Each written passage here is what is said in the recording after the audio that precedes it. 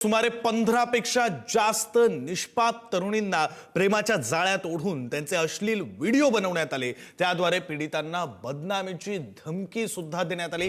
कोल्हापूर आणि शिरोली इथल्या लॉजवर नेऊन अत्याचार केल्याचा धक्कादायक प्रकार हातकणंगले तालुक्यातील फुलाची शिरोली परिसरात घडला। गेले काही दिवस जिल्ह्यात सुरू असलेल्या लव जिहादचा संशय असलेल्या या प्रकरणामुळे कोल्हापूर जिल्हा हादरून गेला।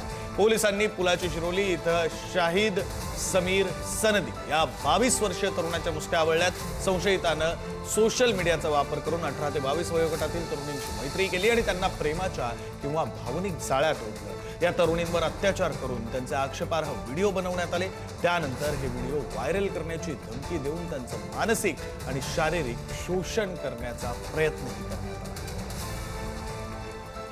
प्रतिनिधी शेखर पाटील आपल्यासोबत जोडले गेलेले आहेत। आपण त्यांच्याशी या संदर्भात बोलूया। शेखर, एकीकडे राज्यभरामध्ये परतवाडा प्रकरण गाजत असताना तसंच त्याच प्रकारचं धक्कादायक प्रकरण कोल्हापुरात।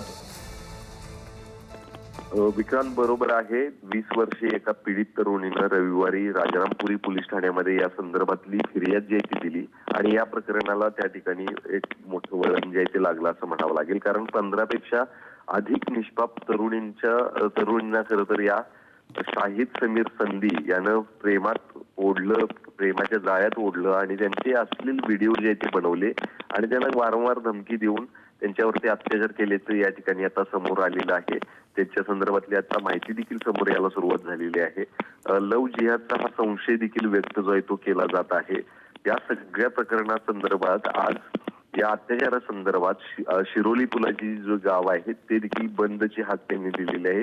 एक अतिशय गंभीर असं प्रकरण कोल्हापुरातील म्हणावं लागेल। 1-2 नव्हे तर तब्बल 15 तरुण नाही खरं शेखर, त्यामुळे या प्रकरणामध्ये आणखी चौकशी दरम्यान आणखी धक्कादायक खुलासे होत आहेत का हे सगळं पाहणं महत्त्वाचं असणार आहे। धन्यवाद तुम्ही दिलेल्या सगळ्या सविस्तर माहितीसाठी।